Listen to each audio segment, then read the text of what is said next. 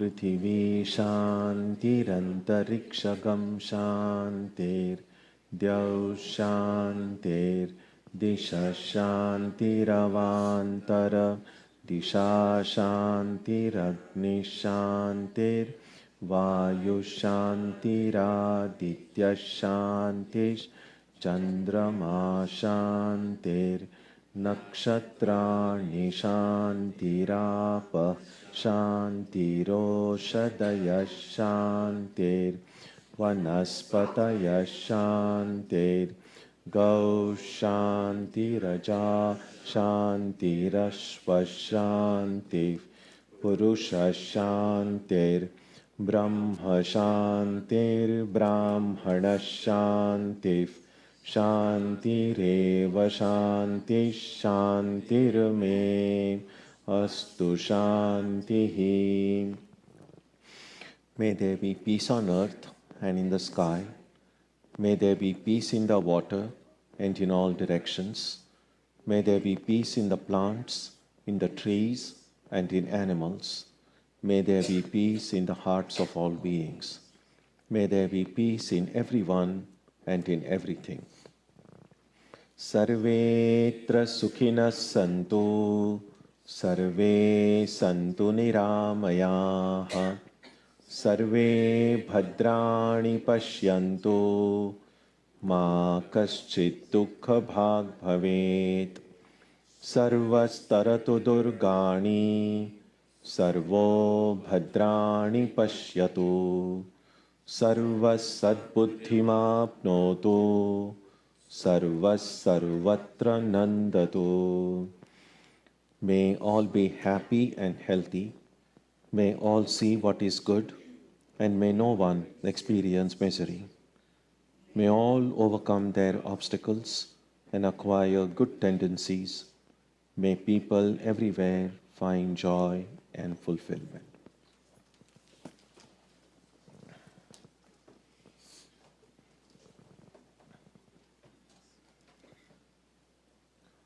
Let us now spend some time touching the center of peace and joy in our hearts. A good way to begin the practice is to withdraw the scattered energies of the mind and bring them to rest on one point. That point can be our own breathing. Let us therefore practice breathing with awareness. As we breathe in, let us visualize that our body and mind are being filled with love, strength, and compassion. And as we breathe out, let us release all the stress, anxiety, and exhaustion in the body and mind. Let us practice this way for a while.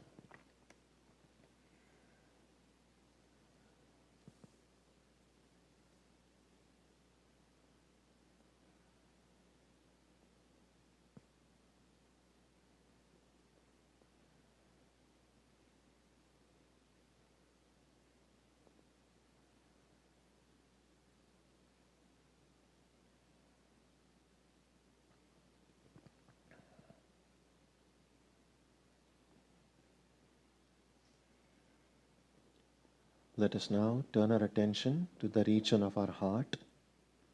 Although God is present everywhere and in everyone, the divine presence can be felt most clearly in our own hearts. We can meditate in any way we have been taught. To remain focused, we can take the help of a short mental prayer or a mantra or a divine name. Let us now spend some time dwelling on the presence of God in our hearts.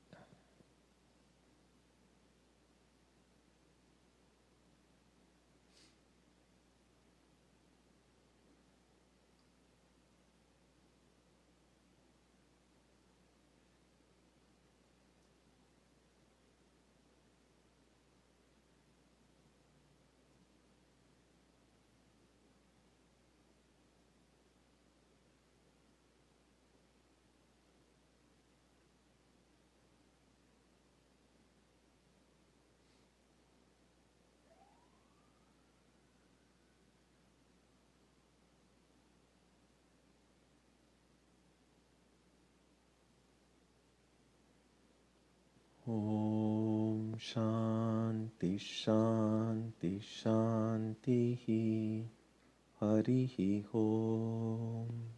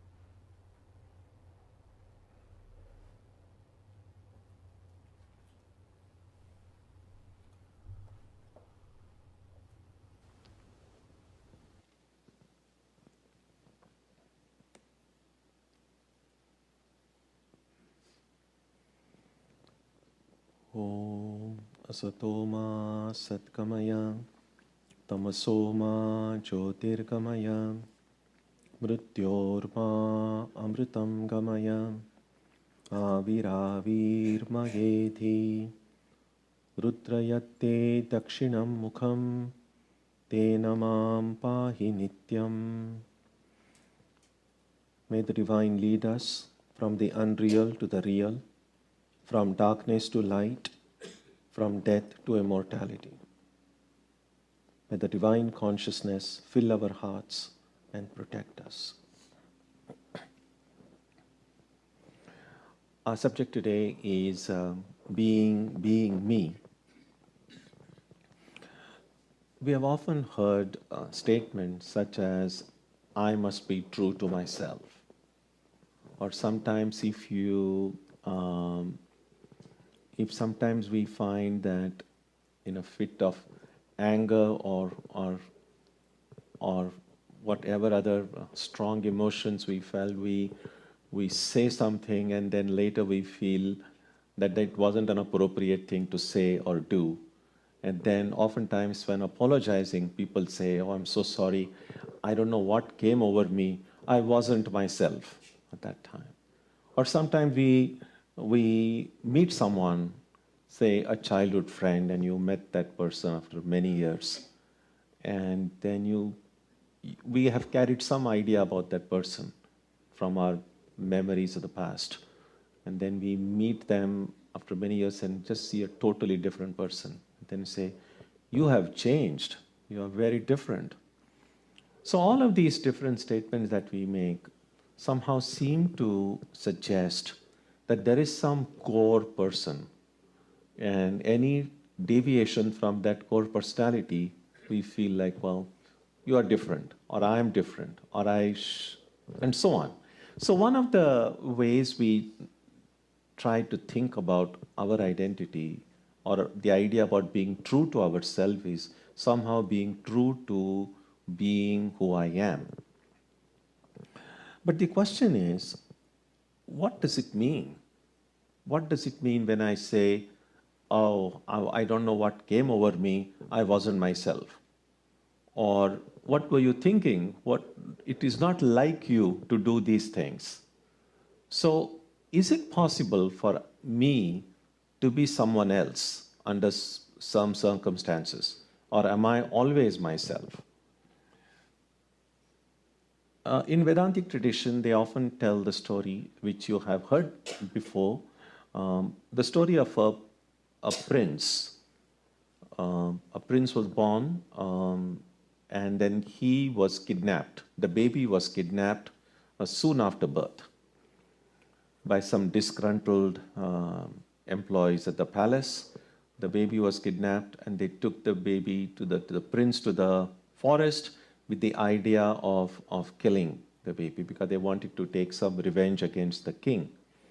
But apparently it happened that after entering into the forest, they just felt like, well, we have problem with the king, but why should we, it's not the fault of this new baby that's been born. So they had a little bit of compassion in their heart. So instead of killing the baby, they just left the baby in the forest. Well, the idea was eventually it'll die anyway. At least we'll have some feeling that, well, I didn't kill it. Wow. Sometimes people do things like that. They try to achieve the desired outcome without finding a way to not somehow feel responsible for it. So that's what these people did. Now it so happened that a hunter couple was passing by. They heard the cries of this baby. They went and they found this little baby abandoned. And so happened they didn't have a baby of their own, so they looked upon this as a gift from God. So they raised that child as their own. And at the palace, of course, there was a commotion. When the prince is missing, they searched everywhere, and of course they couldn't find the baby.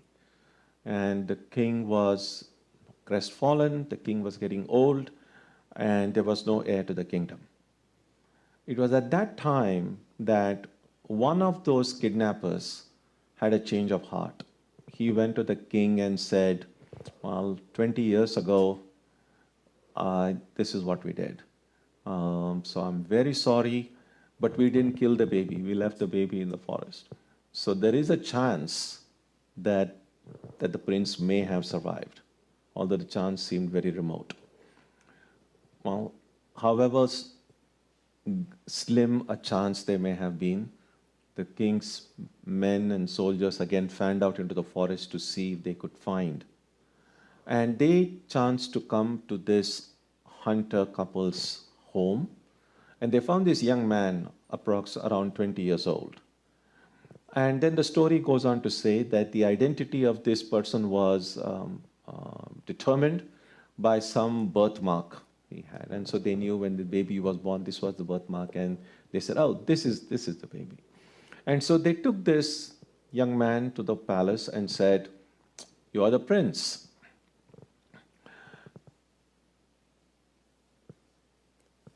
Now, just to dwell a little bit on this story, what would have been the state of mind of this young man? Now, for the first 20 years of his life, he has grown up thinking, I'm a hunter. My parents, hunters, I'm their child, I'm a hunter too.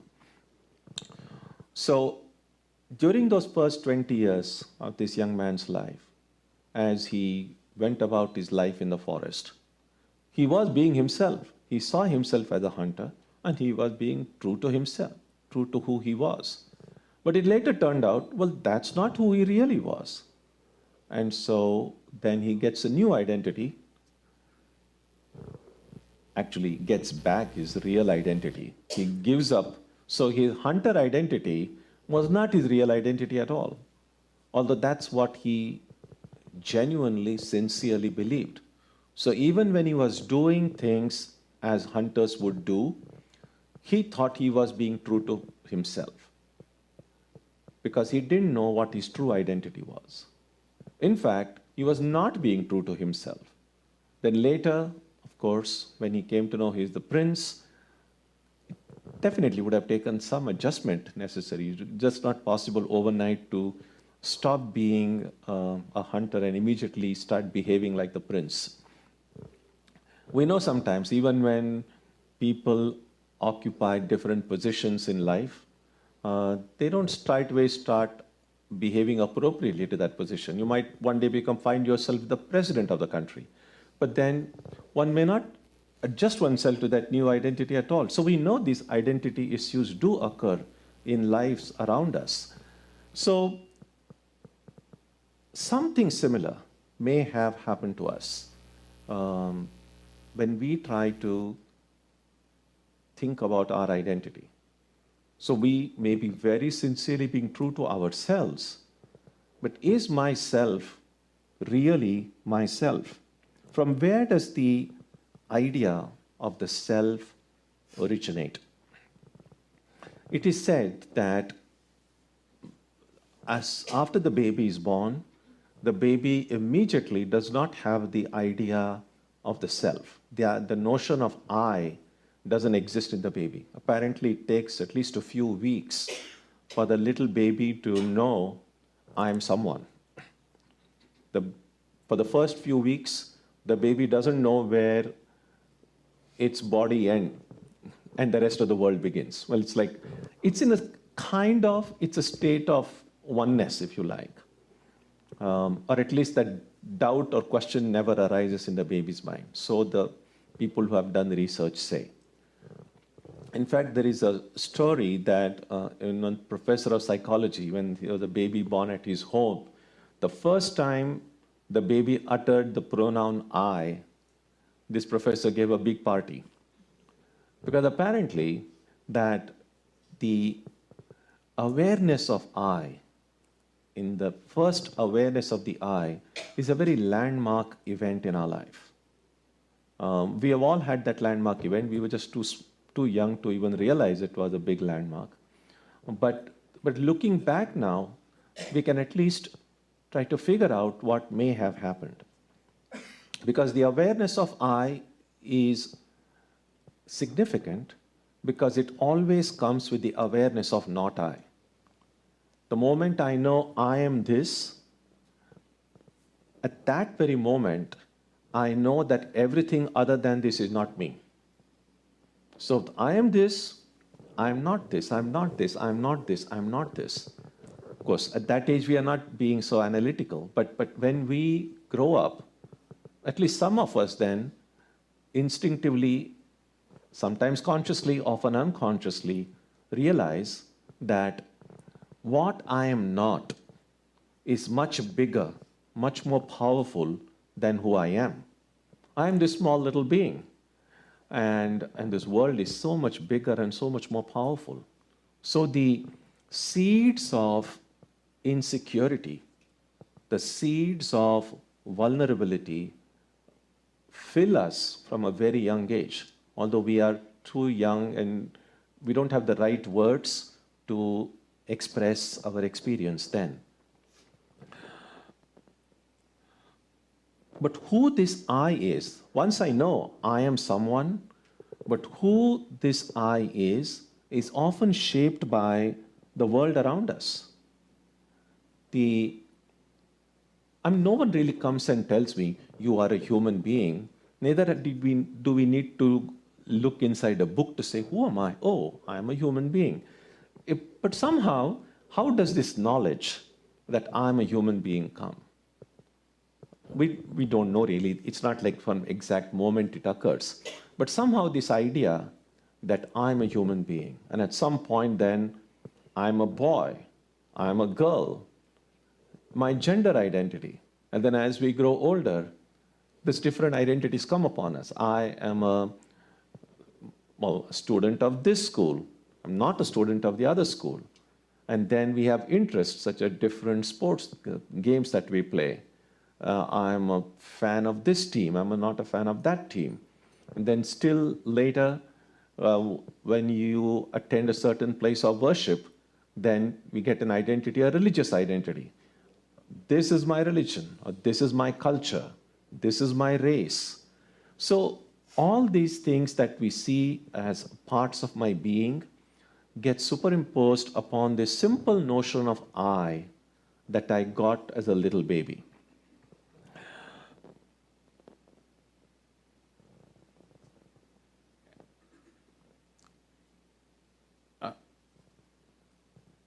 We don't really have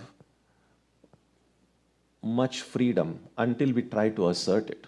So all of these ideas that we have about ourselves are the ideas that have been acquired by how people around me, the society around me, thought of itself and how they saw me. Oftentimes, how we see ourselves is so much shaped by how others see us.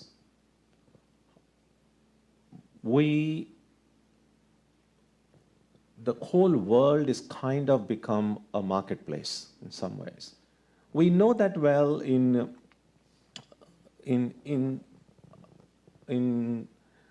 the job interviews, for instance. So when we apply for a job, and clearly you have your resume. Essentially, what we are suggesting in any interview is what I'm bringing to the table, how I can add to the value of the company wherever it is that I'm applying for a job. That might seem to be a very innocuous thing, but I have kind of become a product myself. So sometime when you go to a shop, the shopkeeper is trying to sell you something, and then there is a price for everything, and then it's my judgment to decide whether what I pay and the value of that thing, if I feel, well, that's the right value, I pay for it, I get the thing. But then when we go into the marketplace of the world, we ourselves become the product. And then, of course, then the company or wherever we work, they say, okay, I'm willing to pay this much. And then if we find that, well, that's the right value for what services or what talents I bring to the job, I accept it. We don't really look upon it in that sense, but that is exactly what it is. So we have become a product. So what am I? Who determines my value? So sometimes we see people feel elated or people feel depressed, depending on whatever it is, the value that society puts upon them. So when people are out of work and they are difficult to find a job, they have difficulty finding a job, they feel, oh, I'm now worthless because nobody wants me. Again, so my value is being determined by the people around me, by the community, by the society around me. Also, we know that if I'm constantly told, you are stupid, you are crazy, um, it's possible that most of us, we hear that a bunch of times and we might really begin to have second thought. Maybe I am stupid. Why is everyone calling me stupid? Why does everyone think I'm crazy? So my self-identity of who I am is so much being shaped by what people around me think of me, how they think of me. And it needs enormous effort then to try to look independently at myself. Because we understand, intellectually we understand that people can come and tell me day and night, you are a genius, you are another Einstein. That doesn't make me an Einstein. I'm just who I am. Just as people can come and tell me you are a fool, that doesn't necessarily make me a fool because I am who I am. We understand that, and yet we are affected by the value society puts upon us, by the judgments people around us pass upon us. So it really needs enormous confidence in oneself, enormous faith in oneself to not be affected by what others think of us, but look in our own heart and see, what do I think of myself? Who am I really? If I'm able to separate out the opinions of other people around me, about me, who am I?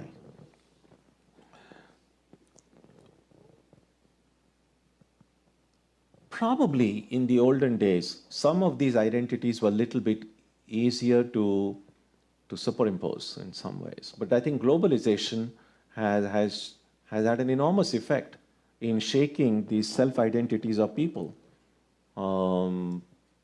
about their race, because of now this what gets called in many of the old books about intermixing of blood, for instance. For we have these now relationships being formed, cutting across races, cultures, religions. And so the generations that come later from this kind of mixed identities, there is no easy way to define them. And so most identities, as someone mentioned, are now becoming hyphenated identities. It's no longer easy to say, I am this, I'm not that.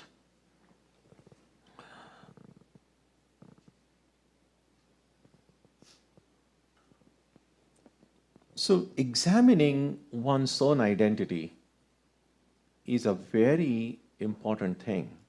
But because most of us are so busy doing other things that we don't have the time or the interest, or many of us think it's not even that important. Even think about it this way, even when those of us who see ourselves as believers, we say, I believe in God, I have faith in God. That statement often raises questions like, well, what is your idea of God? Or what kind of God you believe in? Those are good questions, but very few people focus on the I rather than on God. So when I say I have faith in God, keep aside God for a moment and say, who is this I that is professing his or her faith? Who is this I that is the believer? Because our I is, as I've just briefly mentioned, is so much dependent on external factors. If, think about it this way. Today, in the early days, because travel wasn't as frequent as it is today, people moved a little. So a lot of people who were born in a certain place, that's where they grew up, that's where they raised families, that's where they grew old, and that's where they died. Today, I don't know the statistics, but I think a good number of us are born in one place. Maybe we do our high school there. Oftentimes for college, we college studies, graduate studies, we move to a different place. And oftentimes for our careers or for our jobs or whatever other reasons, we move to a yet different place. And then this affects our identity. So when we were growing up, the little home or whichever a place of birth, we saw that as, that's my home. And then as we moved from place to place, what is my home changes. So my idea of my home, my place changes. So the identity that is dependent on place, the identity that is dependent on time, cannot be my true identity because it is dependent on factors outside of me. As time changes, we know, for instance, here's this one question that often comes to my mind, is oftentimes there has been this idea that after we die, that we will meet all our dear and near ones who have departed before us. And that's a nice feeling, that those who have gone away, the people who are so close to us, they are no longer with us today, but when I depart, I will get to meet all of them. Wonderful as this idea is, there's some real problems with it.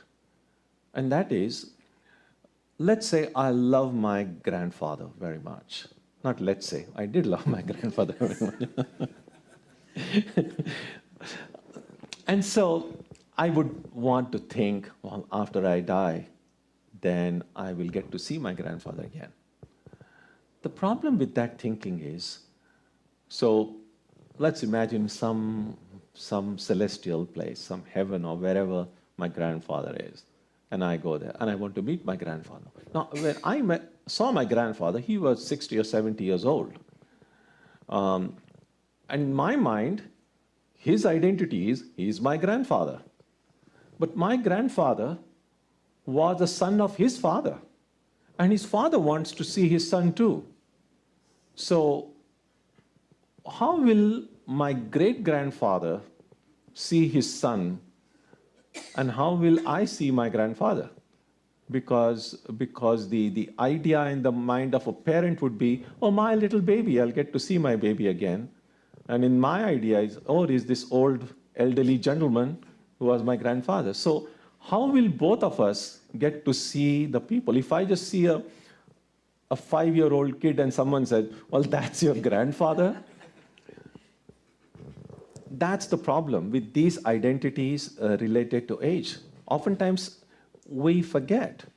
We forget that the reason is obvious. The thing is that we have seen our parents, for instance, when they were already parents. But our parents were little children once. And it's actually very helpful as a kind of an exercise to think of our parents as little children. Sometimes it's helpful if you have asked your parents or your grandparents, tell me about your childhood. And if you are lucky enough to kind of have a good fund of stories from their childhood, then we have a better idea of who they were. And so that's the thing. The identities related to certain time, to certain place, these are very changing identities. And it's difficult to find the real self, because the self that is dependent on externally changing factors doesn't really help.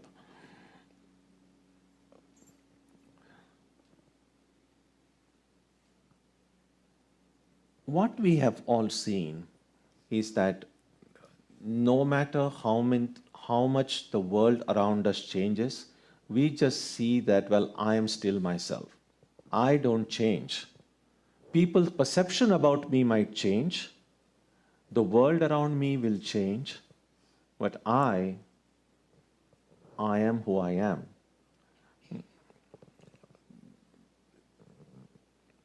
Spiritual life really means discovering this unchanging me. and just being that unchanging me, unchanging myself. We don't have to really become anyone or anything. In fact, according to Vedanta, that becoming part has already taken place. Once Swami Vivekananda, when he was speaking about the Atman and about every one of us being the spirit, you're not the body, you're not the mind, which we say so often here at the Vedanta Center. When Swami Vivekananda was teaching that, among the audience got up and told Swamiji that, no, you are trying to hypnotize us. That's hypnotism, to say, you are not the body, you are not the mind. Don't hypnotize us. And then Swamiji said, no, I'm not hypnotizing you because you're already hypnotized. So that hypnotization has already occurred. What, in fact, these texts try to do is they dehypnotize us. So we have already become someone else, and the problem now is to reverse the process. That's how most of these Upanishads begin. They begin by saying, the beginning, everything was one.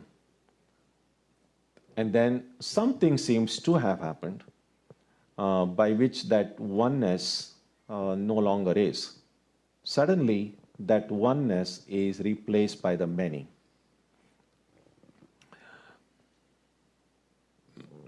Now that's a big debate about whether it happened suddenly or it took billions of years to occur. Because there is always this problem about evolution.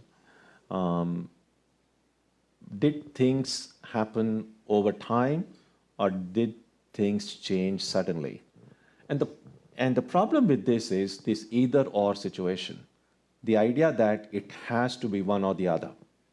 It either has to have happened suddenly, or at least at the most in 7 days, or billions of years. What many of these Vedanta texts point out, that there is a third way. It doesn't have to be simply either this or that. It can be both. It can be at once, and it can also be, okay, let me give an example. That's easier. So when we fall asleep, the passage from the waking to the sleep, does it happen gradually or it happens suddenly? And we know it happens suddenly. We don't know the moment. No one knows the exact moment when we pass from the waking state to the sleeping state. We don't know really. At one moment, we are just kind of turning and twisting, and suddenly a kind of a veil comes and you're asleep. So that sleep comes over us immediately. And then, of course, oftentimes, a dream begins. Now, the dream, we see mountains and rivers and people and, well, pretty much a kind of a replica of this world in the dream. How many billions of years did it take for that dream world to be created? Well, it doesn't seem like it took too much. It just came all at once. The dream world got created as soon as I began seeing the dream. In spite of that, when I look at when I meet my grandfather in my dream, I don't think that my grandfather and I were created at the same time. I feel, well, he's older. He's much, much older than me. And when I take a walk along the river or see a mountain, I say, well, that's even older. So it's possible for things to come all at once, along with the idea that they have evolved. So the evolution, the notion of evolution itself can be can come along with the things that come. Now, I just mentioned this to show the ideas of time as something very fixed. That those ideas will have to be abandoned. We know also how relative time is. The waking time is so different from the dreaming time, for instance. How much do we sleep? Sometimes we sleep for 8 hours, 10 hours, or whatever amount of time we sleep. And then the dreams that we have. Now, the dream itself, it's possible that we probably were dreaming for, say, half an hour or 45 minutes in a night. But within those 45 minutes of if you have a clock in your waking world, maybe it was just 45 minutes. But in the dream world, those 45 minutes could have been 45 lifetimes, or could be 15 years or 50 years. So the speed with which time moves in the dream is very different from the speed with which time moves in the waking time. And it doesn't always, we don't necessarily always have to go back to dream state to think about this. Sometimes you will see that you have engrossed in reading a book or watching a movie or doing some concentrated activity. And suddenly someone says, come on, enough of that now, you're so late. And then you look at the clock and say, oh my God, 2 hours are over? So sometimes any kind of concentrated activity might appear like you have been at it for just a few minutes, but 2 hours have passed by. So time is not as rigid, not as fixed an entity as we imagine it to be. And so spiritual life, therefore, is discovering who I am, extricating the idea of who I am from the ideas that are superimposed upon me by the world around me. It doesn't matter what the world thinks of me. It doesn't matter what others say who I am. I need to see who I am, keeping aside all other ideas, all other notions.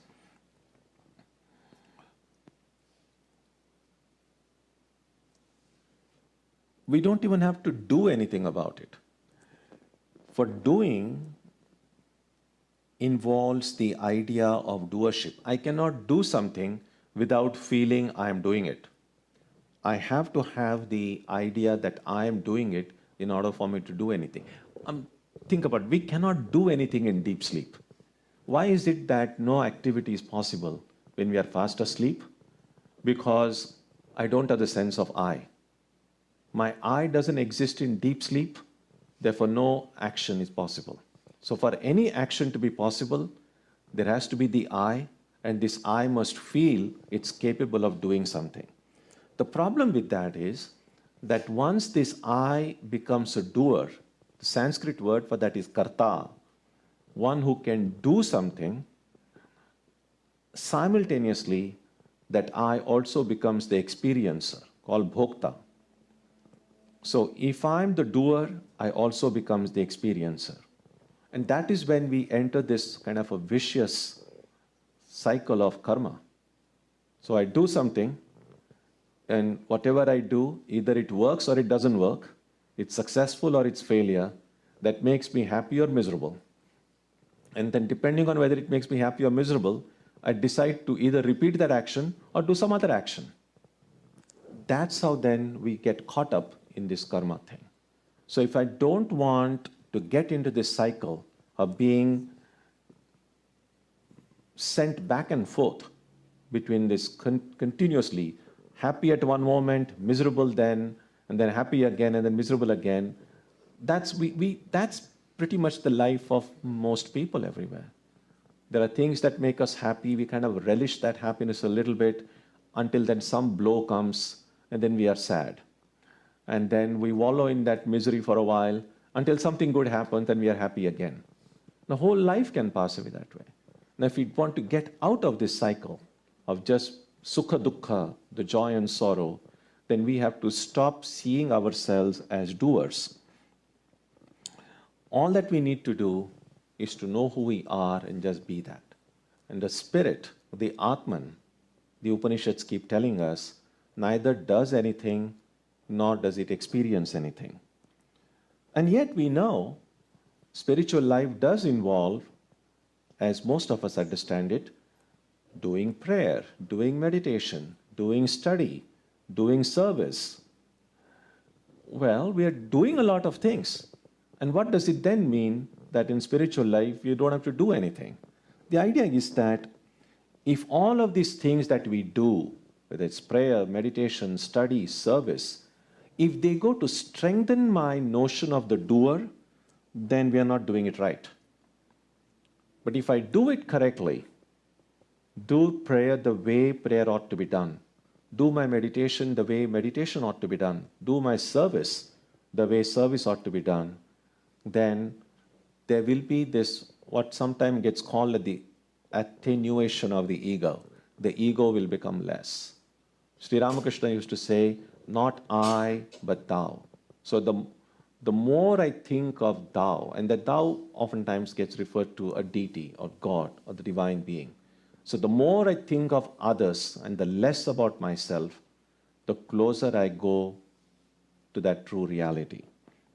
In the Gita says, there is this one verse, Guna guneshu vartante iti matva na sajjate.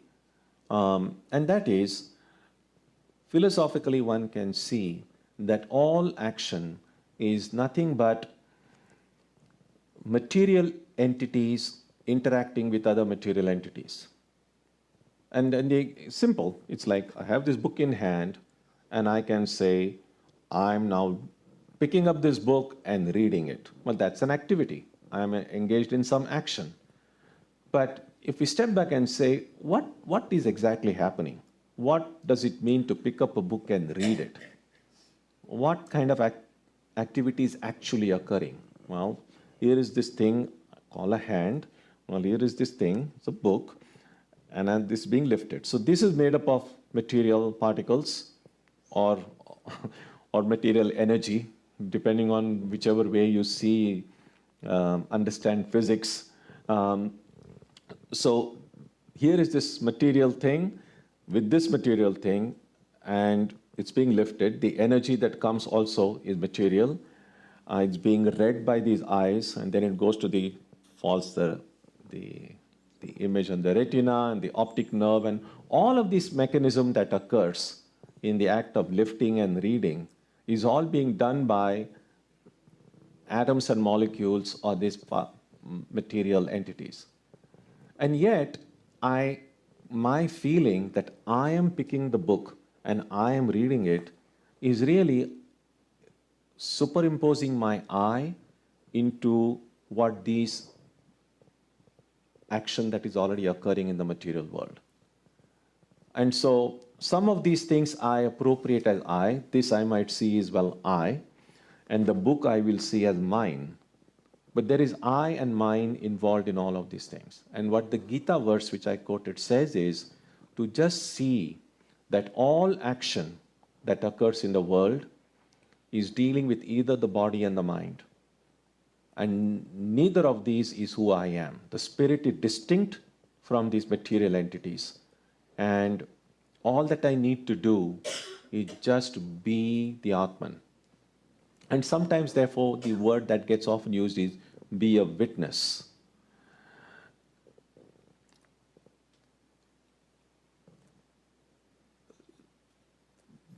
Be a witness is something which is liable to be understood in many different ways, because the witness sees things. But here, when we say be a witness, it means see things, but don't respond to it, don't react to it.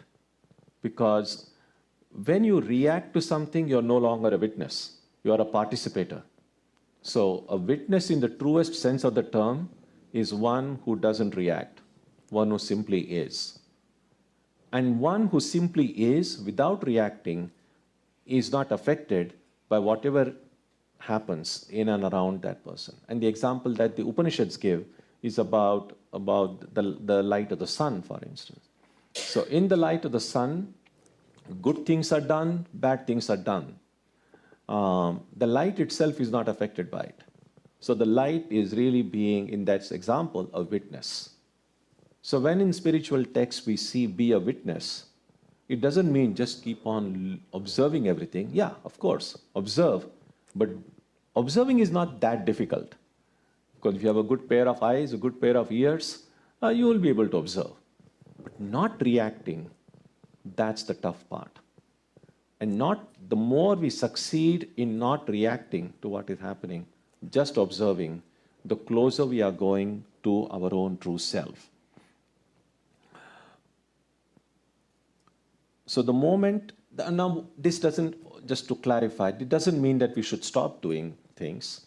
What it does mean is, whatever is being done, we can simply observe it. So we go about carrying out all the duties and responsibilities as best we can, but recognizing that all of this action occurs in the body and mind, not in me. And if I carry out my duties and responsibilities in the way they ought to be carried out, it will be easier for me then to know who I am. That is what the whole of Karma Yoga practice is. To simply be, that is freedom. Everything else in life is a bondage. And the beauty of this is that we can be ourselves, our true selves, anywhere and everywhere. This does not come in the way of our normal life. The reason I say that is that oftentimes we have these dilemmas in life, especially when we begin to take spiritual life very seriously, is how much time can I allot for my spiritual things? Because clearly, just as we need to do budgeting about finances, we need to do budgeting of our time as well and about our energy as well. So among the many interests that I have in life, when I develop a strong spiritual interest, that becomes like, oh, one more thing now needing my time and attention. And how much time shall I give for this? And which would involve me taking some time away from some of my other interests in life. And that sets up a kind often a tension and a stress and a conflict in our mind. But spiritual life, understood in the sense of being myself, does not take away any time from any of the other activities or any other interests I have in life. I can be myself whether I'm cooking, whether I'm shopping, whether I'm exercising, whether I'm gardening, whether I'm whatever it is I'm doing, I can do that and yet be my own true self. So being myself is a completely internal process, and no one other than me will know how I see myself. So we need to develop a little bit of a thick skin, if you like, to not be too much affected by what other people think of me. Swami Tyagananda ji used to say, it was a very practical advice. So he says, if someone says something criticizing you or saying, then what should you do? And he said, the first thing is to examine whether there is any truth in what that person is saying. If suppose I do some mistake and someone points out, no, that's a mistake. The first thing I need to look is whether it really is a mistake. Well, if it is a mistake, then I must be actually grateful to the person for pointing it out to me. If it is not a mistake, then just because the other person says it's a mistake doesn't make it a mistake, because it's not a mistake. Oftentimes we just get mad at the idea that someone had the gall to correct me. Someone had does this person think that you're trying to correct me? And then the whole thing gets, and forget about being a spirit then. So what Swami Tyagananda said was that if someone points out an error and you find it's not an error, just because someone says it doesn't make it an error. So either you can gently point out it's not an error, or you can just keep quiet. So same way, if someone says you are an idiot, you can look inside and ask whether you are an idiot. If you find you are, then you'll be thankful to the person for telling me who I am. If you are not, then the other person saying it doesn't make you an idiot. Now, I'm not saying that, there will be different situations in life. I'm just being a little bit oversimplistic here. But the principle is true, that we can avoid a lot of pain and suffering in life, a lot of personality clashes, if we learn to recognize that I am who I am. I just have to be myself. other people praising me or blaming me don't change the fact that I still am who I am. No one can make me other than who I am. Even I cannot make myself other than who I am. The only way I can be someone other than who I am is through ignorance, a kind of an amnesia. So we know that people sometimes forget who they are, forget, and I mean Alzheimer's, for instance, or dementia. We see that as an illness by which we are not able to recognize other people, and I really don't know much, but I don't know what kind of a self-identity people with Alzheimer's have. I don't have much knowledge about that, but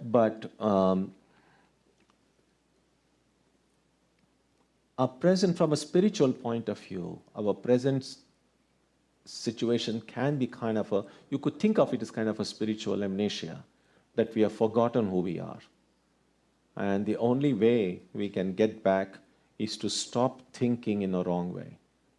To recover our true identity, we have to let go of our false identities. That's the only way. So as we go about our daily activities, let us ask this question often to ourselves. Who am I really? Separating myself from all the kind of identities I've acquired. Just as a mental exercise. Again, it's happening inside. No one will know what's happening. Just think of yourself as just as a being, as a living being, with no connection to people around you, not your family, not your friends, not your religion, not your culture, nothing. Take all these factors away and then say, if all these things go away, who am I? Does my identity depend on all these things? If these things go away, am I someone or not? At the very least, even if everything goes away, my existence can't go away. I still exist. So I am. Whatever I add after that I am, that can change, that can go away. But the fact that I am, that will never go away. So when we speak about the ultimate reality at Sat Chit Ananda, that Sat, being, existence, that can never go away. The Upanishad, and this is the one final thought before I close, the Upanishad identifies the ultimate reality with existence. And so, understood in that sense, it's impossible to be an atheist. Because saying that I don't believe in God is like saying I don't believe in existence.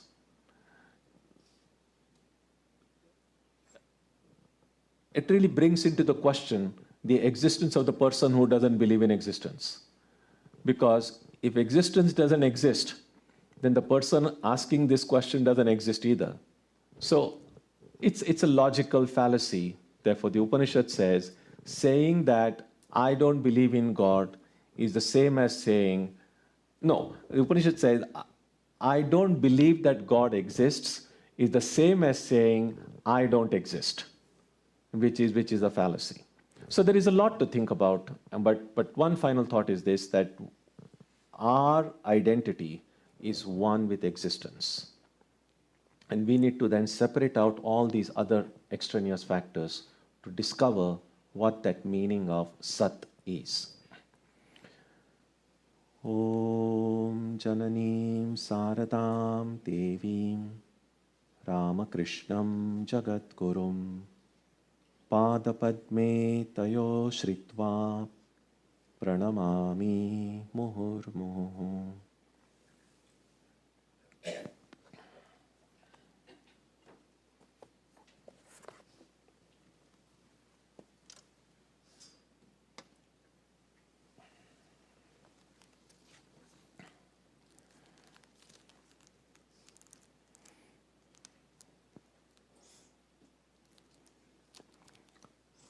Next Sunday, we'll have Antar Yoga And as we do every month, we'll have readings from spiritual texts, we'll have music, we'll have meditation, and then we'll have birthday celebration of everyone born in the month of June.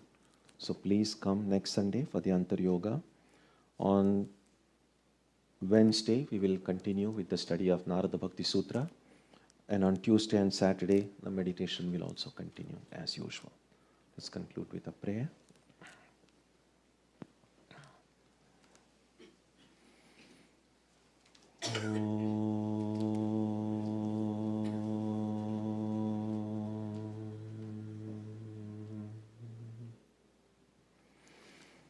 May the Divine Being, who is the Father in heaven of the Christians, Holy One of the Jewish faith, Allah of the Muslims, Buddha of the Buddhists, Tao of the Taoists, Ahura Mazda of the Zoroastrians, the Great Spirit of the Native Americans, and Brahman of the Hindus, lead us from the unreal to the real, from darkness to light, from death to immortality.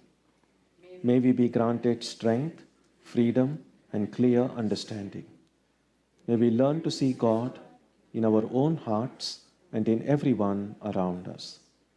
May God bless us all and fill our hearts with gratitude, grace, and love.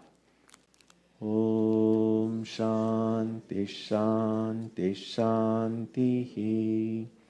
Peace, peace, peace be unto all.